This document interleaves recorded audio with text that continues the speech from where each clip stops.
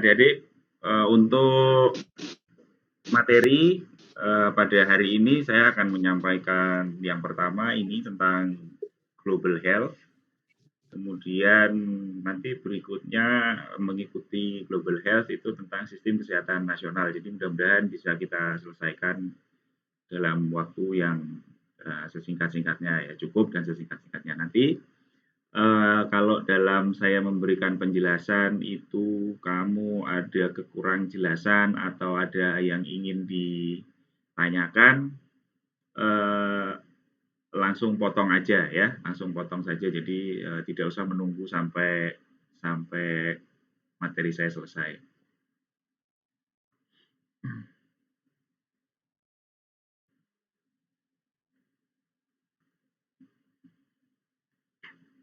Ya, sebelum kita mulai perkuliahannya tentang yang global health, ya mudah-mudahan jaringan bagus. Kalian saya minta untuk nonton video ini dulu ya. Nanti kemudian kalau ada hal-hal yang belum jelas nanti bisa ditanyakan.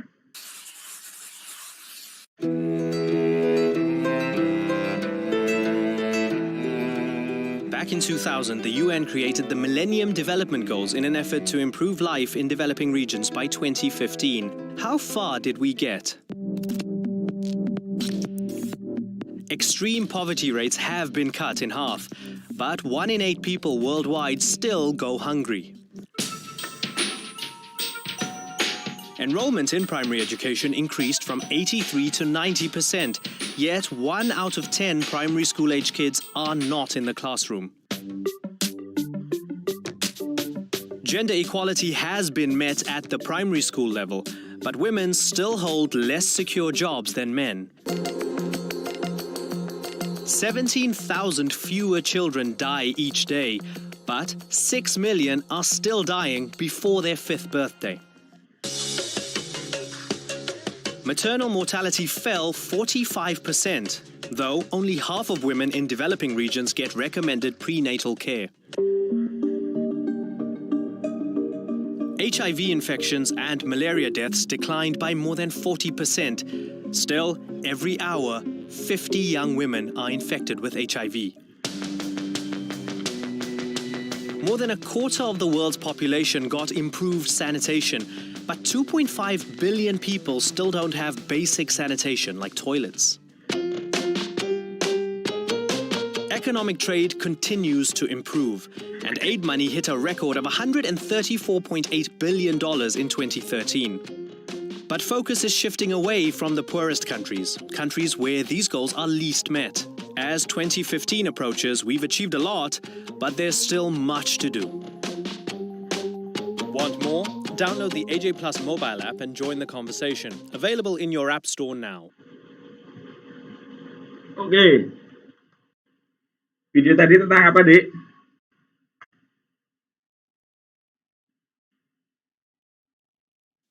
Tentang masalah-masalah yang ada di dunia. Kalau di situ ada tulisan MDGs, update MDGs itu singkatan dari apa? Millennium Development Goals. Oke, betul. Ya, Millennium Development Goals.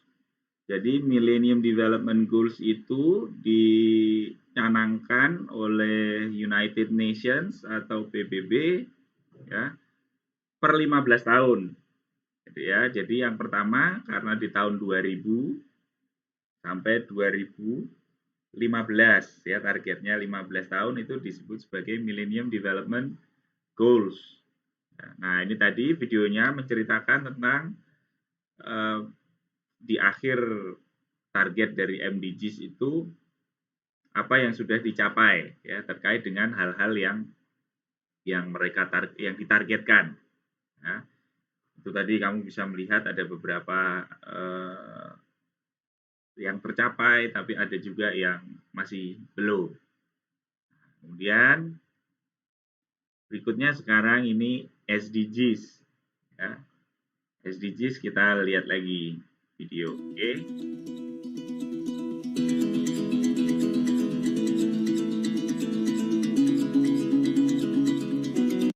Tapi sebetulnya ini soundnya kalian bisa dengar nggak ya? Nggak bisa, dokter. Mohon maaf nggak bisa dokter. Tidak bisa, dokter. Oke. Sorry. Ya. Sebentar. Saya yang salah.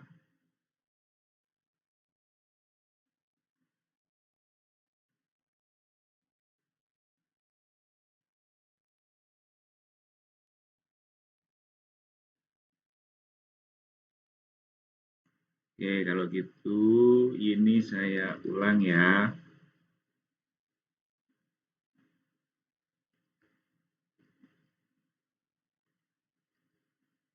Saya ulang ya. Ini bisa didengerin nggak? Back in 2000, the UN created the Millennium Development Goals in an effort to improve life in developing regions by 2015. Masuk nggak di suaranya? Sudah masuk, Masuk dokter. Masuk ya? Masuk dokter. Oke. Aduh, ini kenapa?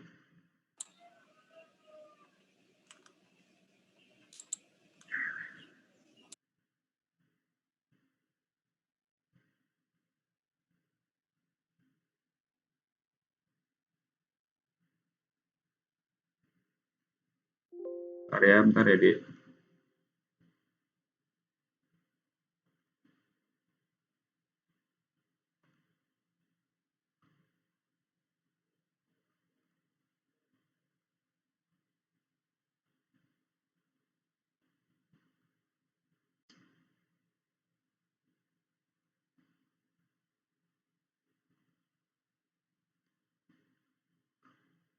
Oke, kita ulang lagi.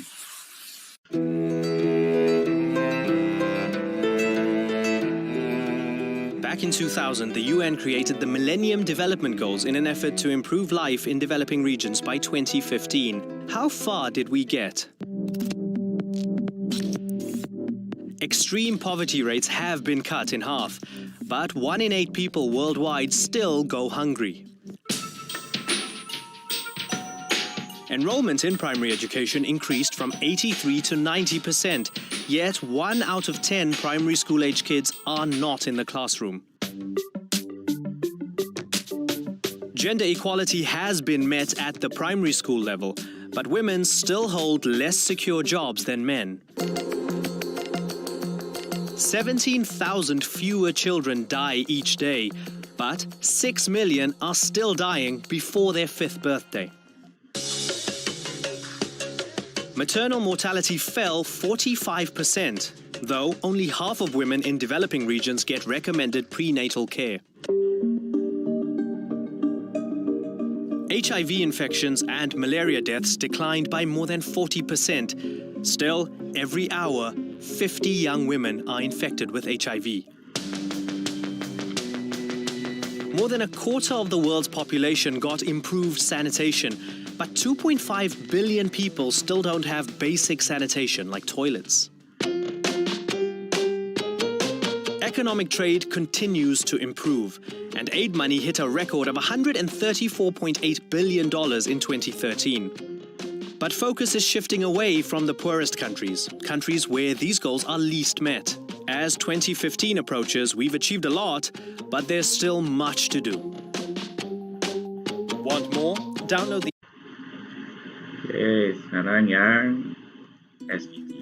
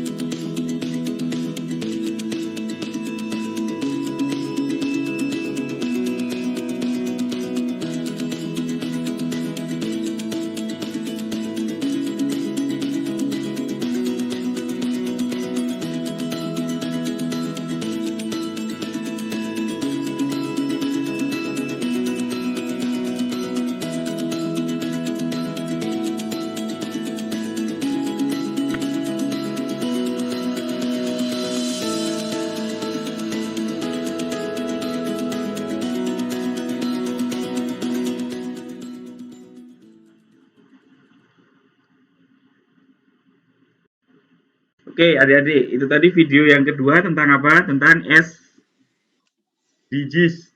Ya, kalau SDGs, kalau tadi MDGs adalah Millennium Development Goals, maka kalau SDGs adalah Sustainable Development Goals. Oke, Sustainable Development Goals. Ya, oke adik-adik, karena kita pada materi ini akan bicara tentang global health, maka kita harus melihat di materi ini tentang bagaimana kesehatan itu dalam kaitannya kehidupan global. Nah, oleh karena itu, kenapa saya minta Anda menonton video itu dulu, karena Anissa Syafa Kamila ini tadi udah masuk belum ya? Ya karena apa namanya kesehatan adalah salah satu elemen kehidupan yang itu juga menjadi perhatian di seluruh dunia tentunya ya, karena kita primer di sini. Nah, kalau kita lihat di Millennium Development Goals di MDGs yang itu tadi sudah saya sampaikan di awal 2000 sampai 2015, maka di sini kita bisa lihat MDGs itu ada 8 poin ya. Ada 8 poin dan di antara poin-poin itu ada beberapa poin yang terkait langsung dengan kesehatan. Ya. Apa itu poinnya? Yang nomor 4 itu, reduce child mortality, mengurangi angka kelahiran bayi mati maupun angka kematian balita. Ya, nanti kita akan cek juga terkait dengan hal ini di demografi tentunya juga sudah dipelajari. Kemudian improve maternal health, memperbaiki kesehatan ibu hamil dan melahirkan, ya. Nanti ada indikatornya. Dan combat HIV/AIDS, ya, malaria and other diseases, ya, untuk pemberantasan penyakit, terutama penyakit menular. Jadi ini dari tahun 2000 sampai 2015 ada 3 dari 8 poin di MDGs itu yang diharapkan bisa dicapai. Ya, jadi target-target ini diharap seluruh negara di dunia itu mencapai dalam waktu 15 tahun pada waktu itu. Nah, tapi kemudian hasilnya pada 2015 kita lihat di video yang pertama tadi, ya kan? Ya, ada yang bisa tercapai, tapi ternyata tidak semua target ini bisa dipenuhi ya oleh negara-negara anggota UN, ya kan? Nah, sehingga perlu dibuat target baru lagi yang bersifat lebih luas dan juga lebih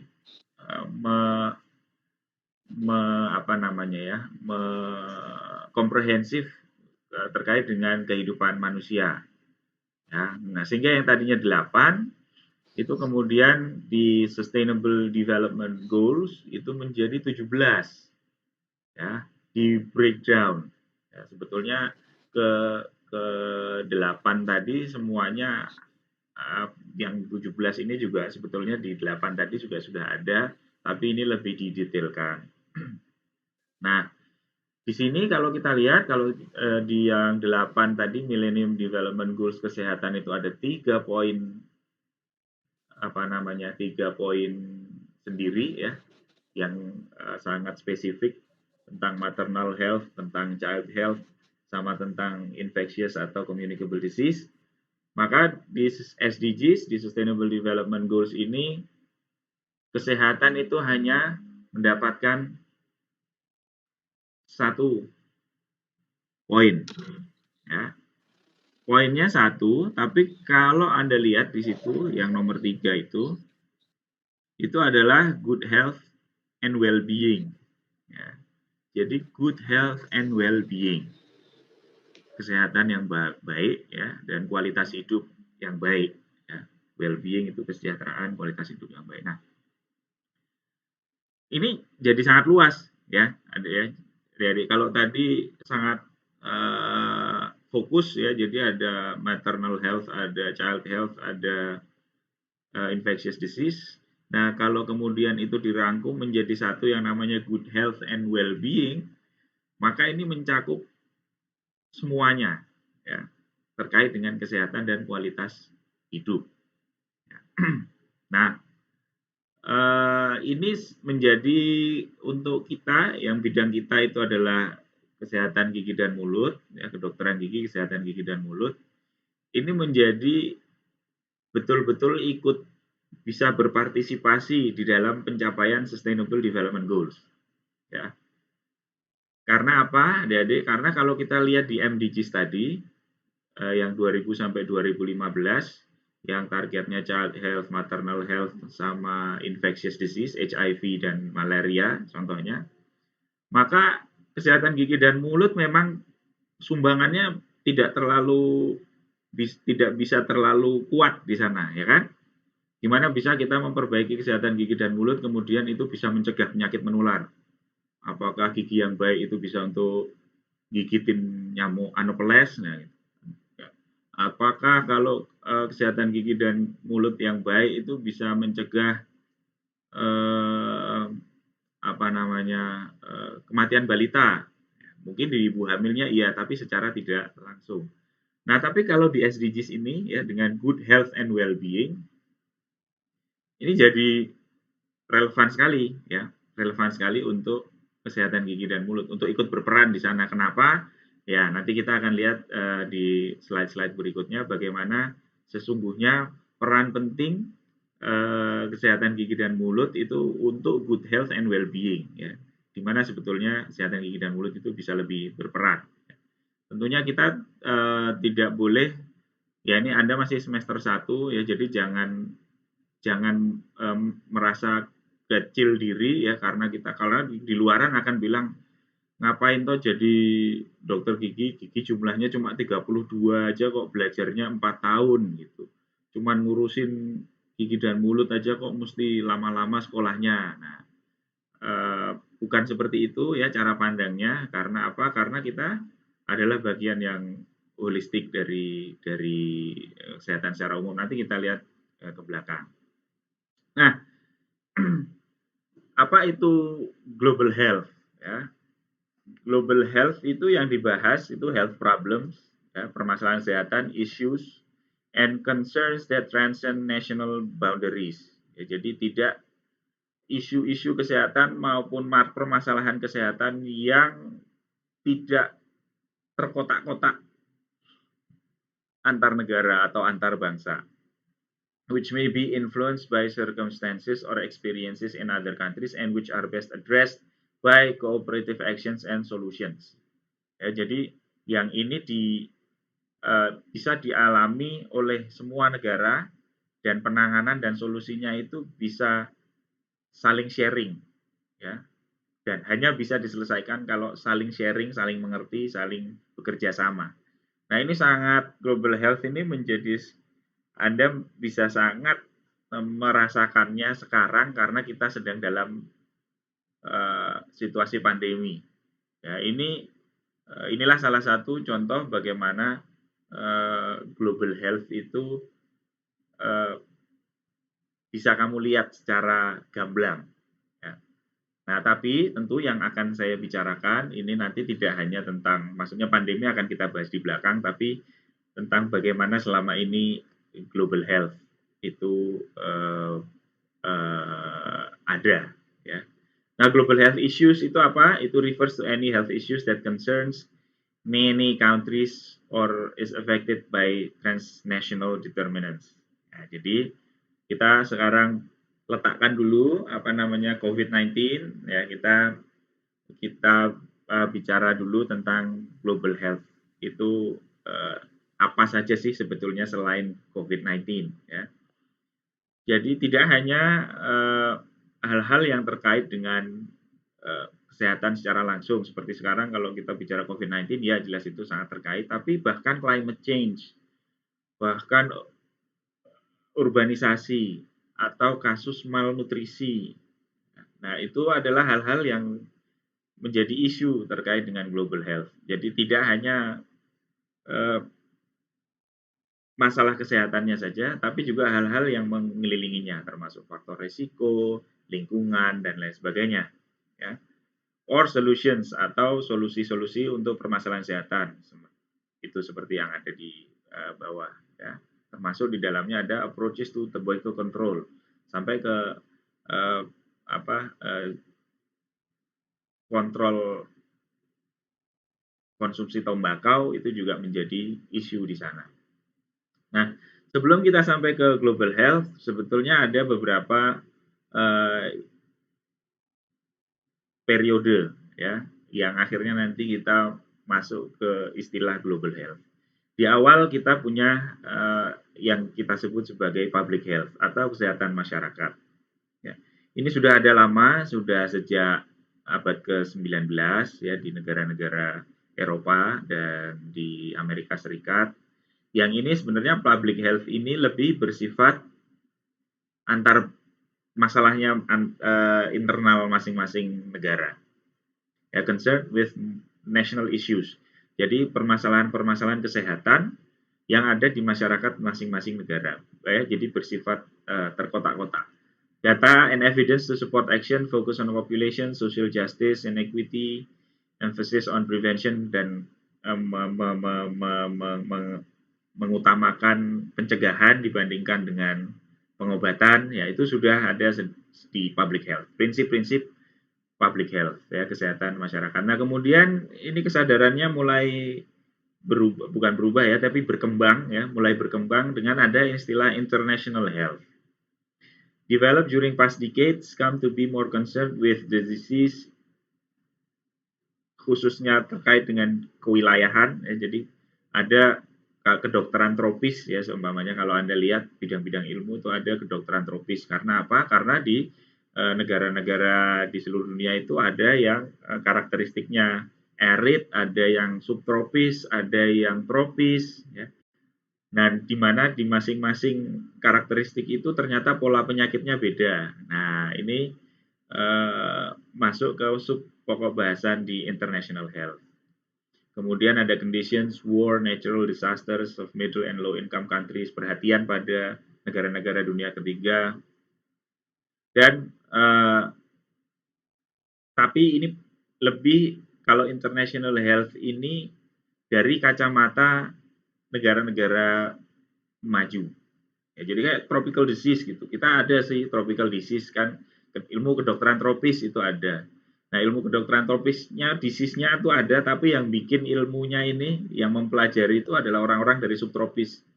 Jadi kedokteran tropis itu dipelajari oleh orang-orang subtropis, kemudian ide-idenya di orang-orang subtropis ini diseminasikan ke orang-orang tropis. Jadi ini disebut sebagai one way flow of good ideas. Bagus gitu, tapi dari kacamata pihak yang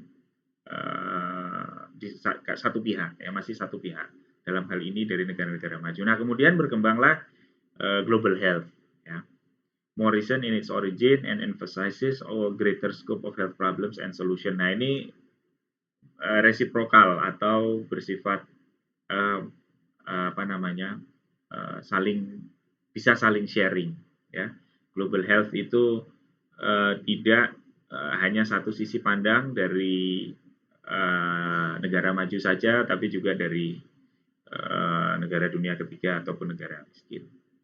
Nah, apa saja yang terkait dengan global health itu hampir seluruh keilmuan ya, ada social sciences, behavioral sciences, hukum, ekonomi ya, history, engineering, biomedical science, environmental science, semuanya diharapkan untuk bisa berpartisipasi dalam global health. Jadi seperti sekarang ini kan kita bisa sadar di saat pandemi seperti ini bahwa kalau ada kejadian terkait kesehatan yang itu mempengaruhi seluruh dunia, bahwa ternyata tidak hanya aspek kesehatan yang penting di sana, tapi juga ada ekonomi terpengaruh, ya kan? Ada law, kebijakan-kebijakan baru harus dirumuskan. Ya. Ada ya seperti sekarang kita semua masih belajar gimana seharusnya sebuah negara itu kalau ada keadaan luar biasa seperti ini, kemudian peraturan-peraturan apa yang harus dilakukan, dan ini penerapannya apakah bersifat terpusat atau bersifat lokal. Nah, itu kan kita baru sadar bahwa health issues atau permasalahan kesehatan itu betul-betul membutuhkan disiplin ilmu yang lain untuk bisa menyelesaikan bersama-sama. Ini gimana nih kalau orang semua di rumah, kemudian dia harus kehilangan pekerjaan, kemudian roda perekonomian berhenti, masuk ke resesi, dan seterusnya, economics masuk. Ya, jadi betul-betul